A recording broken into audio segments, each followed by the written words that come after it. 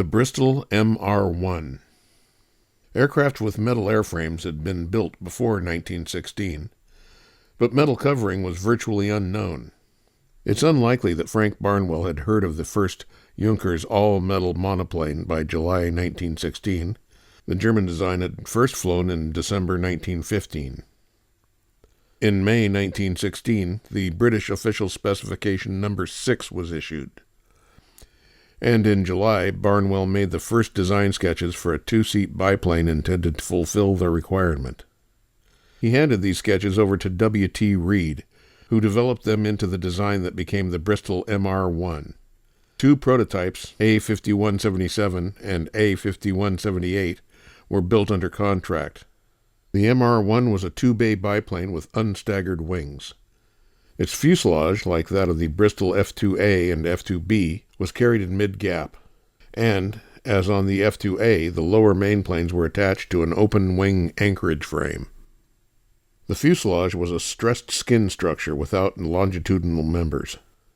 It had transverse frames of channel-section steel, and the sheet covering was stiffened locally with corrugated aluminum riveted to the inside of the skin. The whole fuselage was made in 4 separate sections that were bolted together.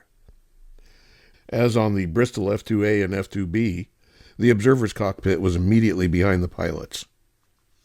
The crew's field of view was much more limited than the earlier design, however, for the pilot was situated under the upper wing.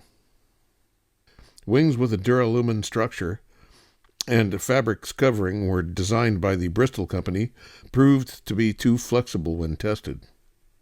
An official document dated 9th of May 1917 recorded the following note on the MR1. Delivery is being delayed pending results of trials of experimental planes. Ordered from the Krieger Electrical Syndicate, it is proposed to recommend that the first of these machines should be delivered with wooden planes in order to test it with all-metal fuselage. Unfortunately, it appears that the Krieger wing of 1917 was unsuccessful, for an AID report records that a Krieger metal wing on the Mayrow system of aluminum alloy was tested under the conditions of the standard BE-2E top starboard wing by the Royal Aircraft Factory.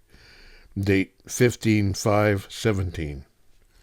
Report BA-103. The Mayrow wing proved about 20% heavier and considerably weaker under flight load than the standard BE-2E wooden wing. It seems that, to sustain efforts to produce an all-metal airframe, wings of steel construction were ordered from the Steel Wing Company of Gloucester, who at the time must have been just beginning their experiments with steel structures. Their steel wings for the Avro 504K and BE-2D were not flight tested until February and May of 1918. Early availability of these wings could not therefore be expected.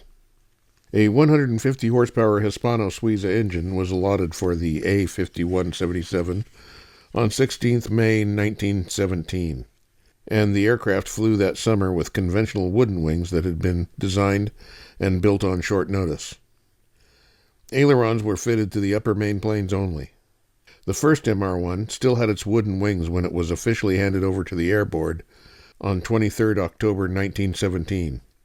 It was intended to fit wings built of aluminum on the Mayrow system, but it's not known whether this was done.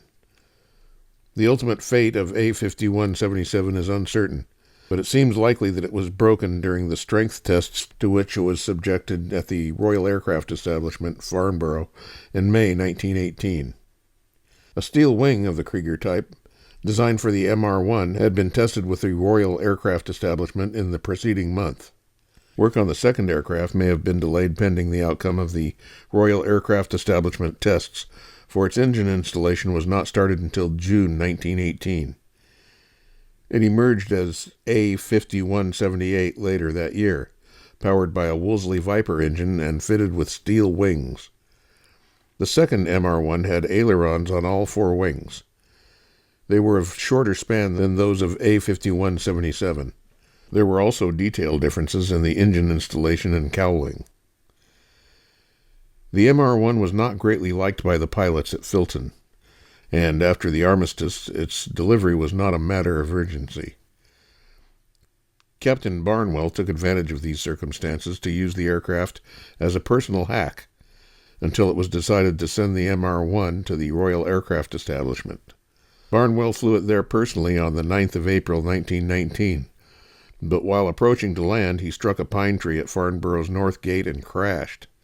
The MR1 was wrecked. Only manufacturer's performance figures for the type have survived. They were good, especially in view of the low-powered engine fitted to the aircraft, but not good enough to meet the combat needs of 1918. There were several other reasons why the MR1 was not produced. Chief among them was the superiority of the Bristol F2B, which could be produced easily and quickly by the woodworking aircraft industry of the time.